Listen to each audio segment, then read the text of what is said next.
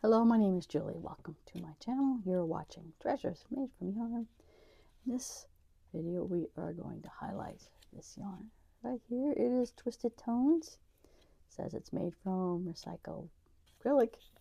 It's from Loops and Threads. See this yarn. There's 82 yards or 75 meters in a skein, 5.3 ounces or 150 grams. You can see, you can look at, I'll get you in focus.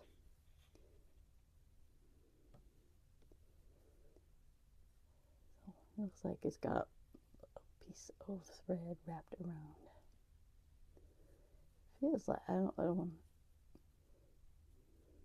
know how to describe that, but yeah, you can look at. That's why it's twisted. So okay, so back to this. Let's see. Oh, it is a size 7 weight yarn. 100% recycled, and we have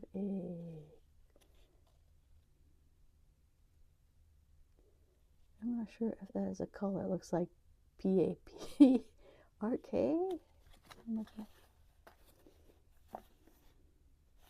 I'm trying to scan it. Oh, paprika is this color. So, as you can see, it's already started a project. If you can't tell, it's a basket. So, alright. See if I can get you in here. So, I started with 6 in the center and increased evenly till I had 60 stitches.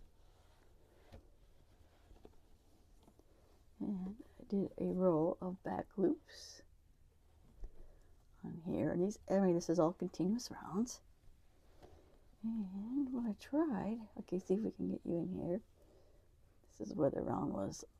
Sometimes if you do a continuous round of back loops, it likes the back loops. It doesn't connect. So I always try to figure out how to connect it. This one, still not perfect, but I think what I did was I slip stitched into the next stitch. I think I chained one and then skipped one and then started to go around in the back loops, and when I ended it, I went into the skipped one, around the chain one, skipped one, and then continued accordingly. And I am on, this is the second. I had 2 skeins, which I bought off clearance, so I'm not sure if you can easily find this yarn anymore. So, look how many rows I got so far.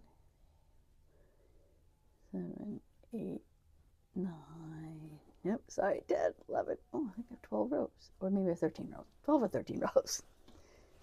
So, what I wanted to do now is make the handle. So, let's see if I can, I'm going to see if I can readjust my camera better, and we will show how to do it. I'm going to do my rows on this basket, or I'm doing handles on the basket.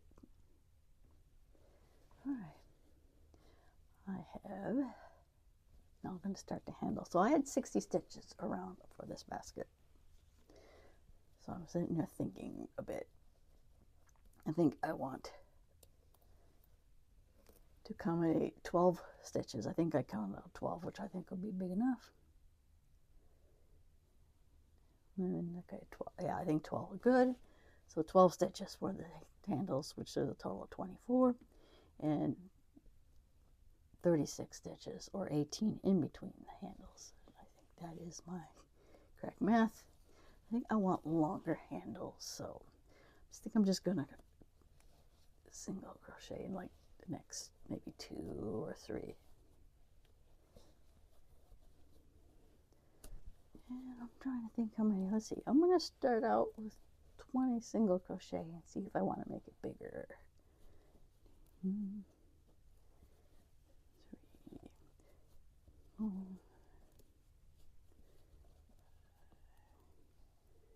I think I'm using, never mind, don't mind me, just talking to myself. No, I lost count how many I did here. So I'm gonna be 20. I'm gonna do 20 of these and I'll be right back. I might do more. All right, I am back. I decided I wanted a longer handle, so I decided to do 40. So I chained 40, so we can see all that. Chain 40. I am going to skip 12 stitches. So we're going to go 1, 2, 3, 10, 11, 12. This next stitch is a single crochet right there.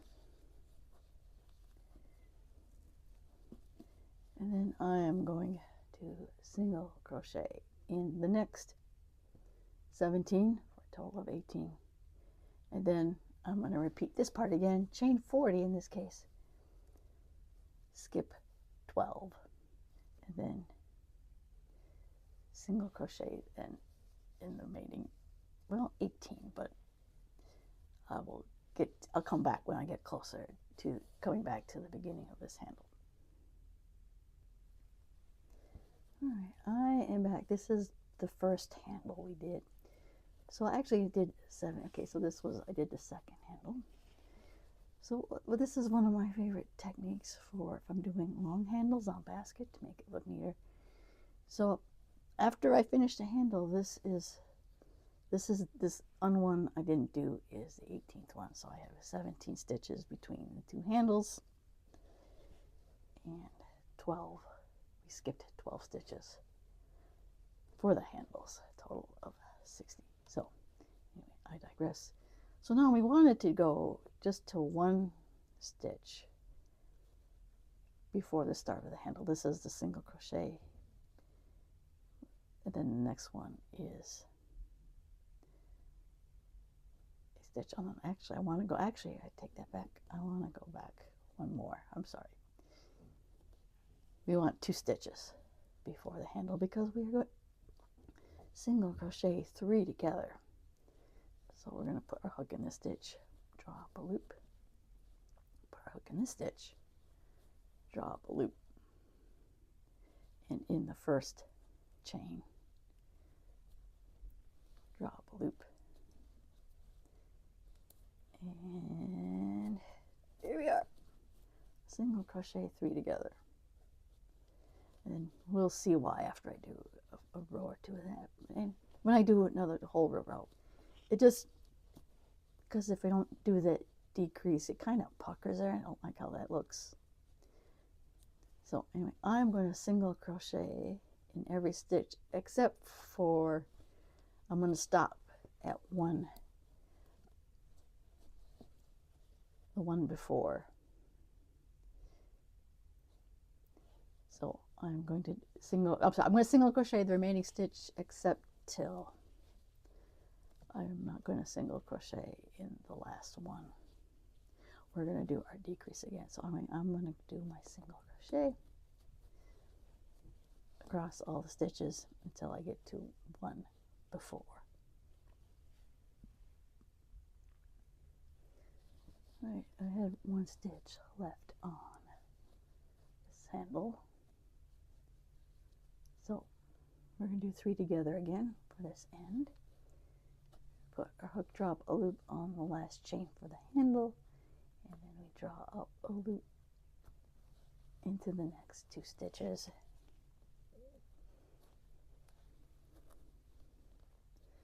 Yarn over and draw through all 3 like that. All right, so I'm going to repeat this process for the other handle, and then I will be back with you.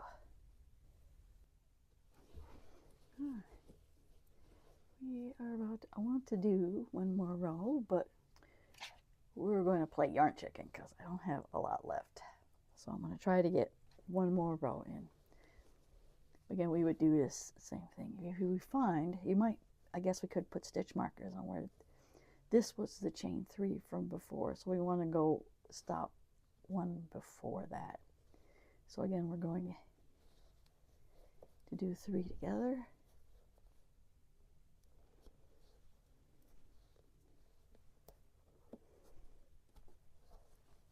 And then we're going to do 1 single crochet except to 1 stitch, which I believe is that one before we did the last 3 together. So yes, it would be helpful to put your marker where you did the decrease. So we're going to decrease over the handles again to keep it from buckling. So, okay, wish me luck. We are going to play yarn chicken. Let's see if I can get one more row with the yarn I have left. All right, we are clearly going to lose at yarn chicken because I don't have enough to finish this row. So I'm going to pivot. I'm going to go back to the beginning, and I think I'm going to do slip stitches for the last row for this. So froggy back. Froggy back to where I was.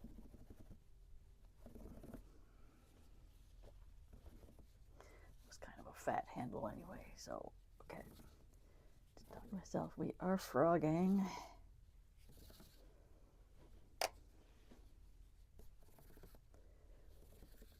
All right, I'm gonna try to go back to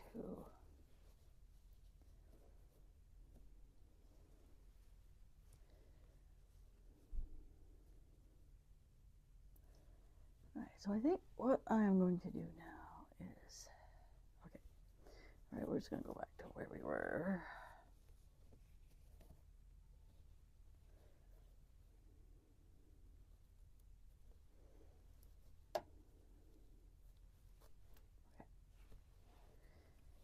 We are going to slip stitch, and I think for we're going to chain three to do three together. We're just going to put our hook in the front loop of the next three stitches and slip stitch that way. And then we're just going to slip stitch in all remaining stitches.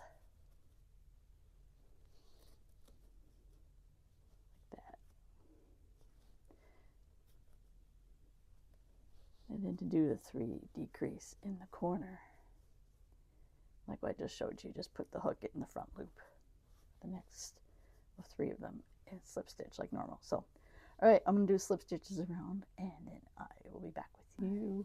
I had slip stitched this around to the end. So I already cut off a piece of string, so I'm just going to pull that out.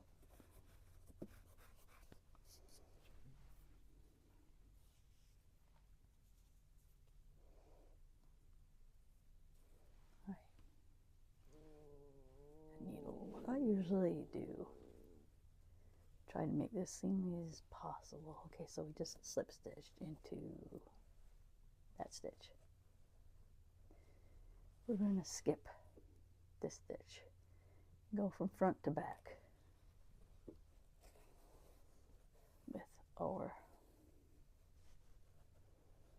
stitch. We're going to go into the back loop of the stitch. We did.